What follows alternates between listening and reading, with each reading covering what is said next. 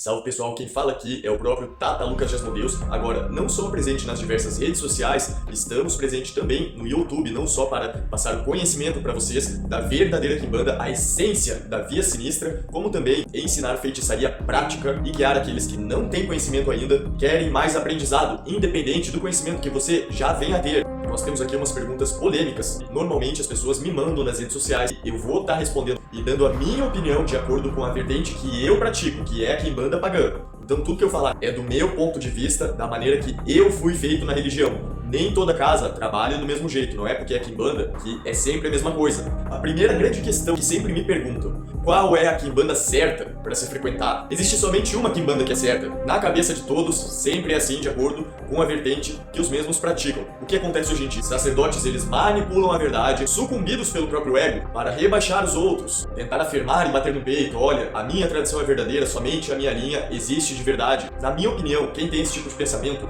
nem deveria estar na posição de um sacerdócio, pois o primeiro passo para se respeitar a ancestralidade é respeitar também pessoas de vertentes diferentes em prol da Quimbanda. Até porque crente chato para julgar e para praticar intolerância já tem demais. Agora, macumbeiro intolerante já não dá para aguentar. Então, a Quimbanda certa, ela vai variar de pessoa para pessoa, de acordo com a sua ancestralidade, de acordo com os caminhos, se os antepassados permitirem a mesma, de frequentar esse lugar. Então, nunca é por acaso quando você conhece um templo, você frequenta algum lugar, as entidades estão moldando o caminho por trás das cortinas para que tudo venha se concretizar aqui no físico e você venha achar o lugar correto, ou até mesmo que não ache, para que seja uma experiência e a sua vida mediúnica tenha uma evolução. Vamos a outra pergunta que é extremamente importante no meu ponto de vista, que as pessoas inundam o meu privado querendo saber qual é a real importância da ancestralidade na Quimbanda. Gente, não tem como ter Quimbanda sem ancestralidade. O mentor espiritual, ele é o seu ancestral. Então, quando se trata do culto a esses seres, você está cultuando a sua ancestralidade. Não só o culto de Exu e Pombagira, mas também o culto de Egum, até mesmo em diversas tradições que são sincretizadas. É normal no Dia dos Finados, por exemplo, as pessoas acenderem velas para seus parentes falecidos. Isso é uma forma de cultuar a ancestralidade. Porém, em vez de lembrar dos nossos ancestrais somente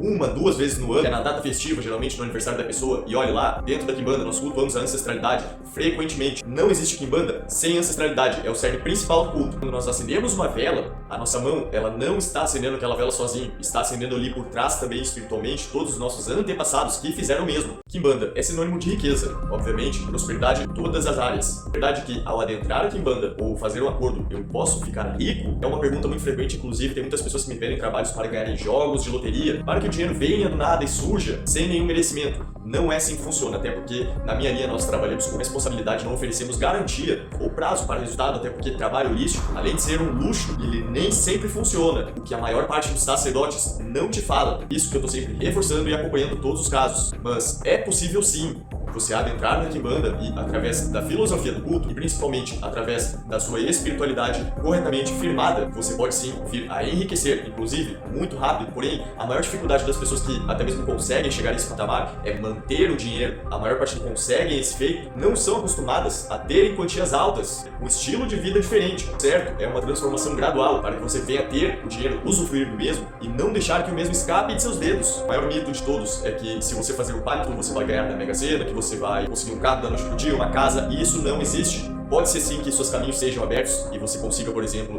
comprar um carro mais barato, você consiga financiar uma casa. Cada caso é um caso, por isso que o acompanhamento ele é essencial. Quem vai ficar rico dentro da Quimbanda é quem já tem predisposição para isso. Não é todo mundo que consegue através de um acordo ou da iniciação. Gente, essa pergunta aqui foi de um seguidor que ele não entende tanto. Eu acho que realmente isso merece um destaque. O que são Daimons e como eu posso mandar nos mesmos? Gente, através da chave de Salomão, das clavículas de Salomão, diversos outros grimórios ensinam você a comandar os Daimons como demônios, espíritos inferiores que são comandados pela energia divina. Só que a maioria desses grimórios, eles podem ter uma informação que outra ali que realmente vai ser útil, mas a maioria foi manipulado, não só pela igreja, mas pelas pessoas que queriam demonizar mais ainda esses espíritos e manchar a imagem dos mesmos. Ou até procuravam um resultado espiritual, só que subjugando os mesmos, em nome do Deus cristão. Agora eu pergunto pra vocês, mesmo que isso desse certo, vamos supor, existe uma pessoa hoje em dia pura o suficiente para fazer todos os procedimentos, saber aguardar todas as posições astrológicas, conseguir todas as ervas necessárias e principalmente ter a alma limpa para isso, não existe hoje em dia. Se até mesmo o próprio rei Salomão, que foi quem foi, acabou sendo corrompido, as pessoas acham que subjugar o demônio em nome de Deus hoje em dia dá certo. Pessoal, vai ser você ali um magista iniciante com um hobby meia boca,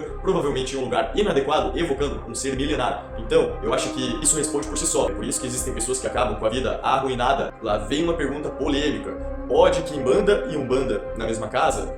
Não, no meu chão, não. Eu mesmo já tentei a iniciação na Umbanda, porém eu já era prontificado na Quimbanda, ou seja, tinha cortado um parechu em cima da minha cabeça. E aí eu comecei a entender que a minha entidade, o meu Exu do Fogo, ele não queria que eu trabalhasse com santo ou alguma linha sincretizada semelhante. Porque, gente, eu vou explicar, Exus, principalmente quando você corta na cabeça, eles são territorialistas por natureza, até porque você não vai precisar pedir ajuda para outro santo se você tem o seu Exu em casa, se você agrada a deidade correspondente corretamente. Então, poder ter o culto de Umbanda com a Quimbanda até pode, dependendo da casa, da vertente. Eu não vou criticar ninguém, porém, eu não faço isso.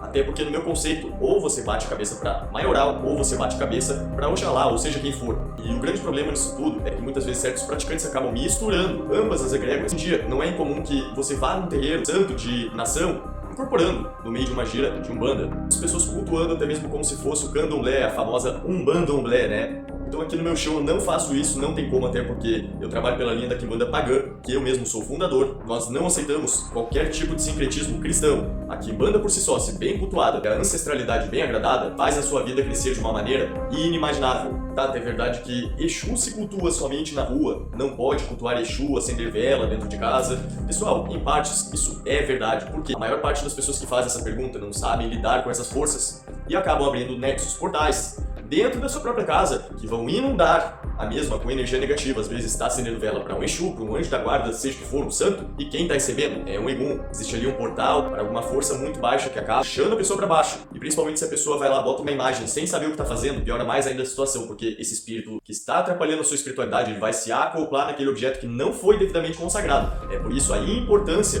de purificar os seus objetos ritualísticos, para que espíritos que estão associados a energias densas e maléficas não venham a se apossar dos mesmos, fazendo assim com que seus pedidos, rituais e trabalhos sejam nulos. Principalmente, só o ato de você acender uma vela, você já ilumina tudo que está na volta ali no astral. E todos os espíritos que estão na escuridão buscando luz, eles vão tudo se juntar no mesmo lugar. Então, se você não sabe, é melhor não fazer nada em casa. Mas isso não quer dizer necessariamente que o Exu, ele não pode ser cultuado dentro de casa. Eu mesmo acho isso uma afronta. Até porque, se você quer Exu na sua vida, se você tem Exu na sua vida, por que ele não pode estar dentro da sua casa? Tem muitos que me perguntam também, eu posso botar o altar dentro do meu quarto, fazer um altar em meu quarto? Gente, eu conheço muitos feiticeiros renomados que hoje em dia estão bem de vida, que começaram assim, não tem nenhum problema, desde que esse altar ele fique bem separado e devidamente coberto, sem que entre em contato direto com atos profanos que você venha trazer ali para aquele local. Mas o ideal é que você não tenha nada no seu quarto, e sim um espaço apropriado para isso. Então não tem problema cultuar Exu em casa. Nos protege a todo momento, não só na rua, ele nos protege em todos os lugares. Uma grande dúvida que as pessoas têm, o que é um Egum?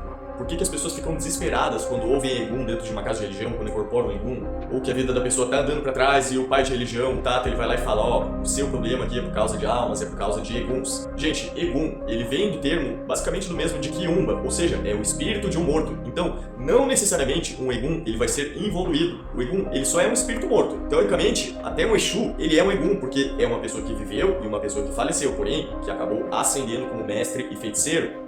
Que normalmente as pessoas chamam de Egum, principalmente em terreiros de linha branca, etc., são aqueles espíritos mais evoluídos que estão ali para atrapalhar os serviços espirituais e, principalmente, um termo baixo que pode se referir a entidades maléficas que as pessoas não entendem. Principalmente se o espírito é muito agressivo ou tem uma energia muito densa, ele é chamado ou taxado de Quiumba. O que pode realmente acontecer e pode realmente ser. Geralmente o Quiumba, ele é o espírito de um assa ou de uma pessoa que fez alguma coisa muito ruim em vida, que tirou muitas. Então, geralmente, quando as pessoas se referem a esse termo, Eguns, são espíritos baixos. Quando são Quiumbas, não são só espíritos baixos, são espíritos que estão tão evoluídos que são capazes de cometer atrocidades. Aproveitando para falar sobre os mortos, tem uma pergunta que eu pautei aqui, que geralmente muitos não têm conhecimento. O que é um feiticeiro? O que é o espírito de um feiticeiro, o espírito de um bruxo? Diferente de um Exu, obviamente, o Exu, ele é um bruxo, ele é um feiticeiro, mas ele é ascensionado. O espírito de um bruxo, o espírito de um feiticeiro em si, ele vai ser um tipo de Egum de trabalho que você vai usar na sua casa. Geralmente é um Egum acorrentado de um feiticeiro em vida. Espíritos extremamente perigosos, sorrateiros, podem ser mais pesados na destruição até mesmo que Quiumbas. Porém, eles são exímios no que fazem, podendo vir a manipular os elementos e executar tarefas em específico dependendo do espírito, que até até mesmo um Exu não conseguiria fazer. Relembrando, pessoal, por mais que o Exu, a Pombagira, eles tenham uma hierarquia maior do que o Egum, tem coisas que certos espíritos conseguem resolver melhor que outros. Então o espírito de bruxo ou espírito de feiticeiro, ele é usado para defesas e guerras astrais com outro sacerdote ou outro templo. Não é comum que esses espíritos sejam enviados para pessoas que não têm relação com a religião. Pode acontecer, porém é um fundamento que ele tende a ser bem pesado em si, são poucos que têm, e ainda desses, muitos fundamentos estão corrompidos, mas são espíritos exímios, curadores, protetores, executam limpezas espirituais, amarrações, obsessões e destruições extremamente fortes. Assim como Exu e Pombagira, esses espíritos também podem ter cultuado em vida e continuam cultuando, obviamente, alguma deidade, porém, alguma deidade bárbara, geralmente há muito esquecida e obscura.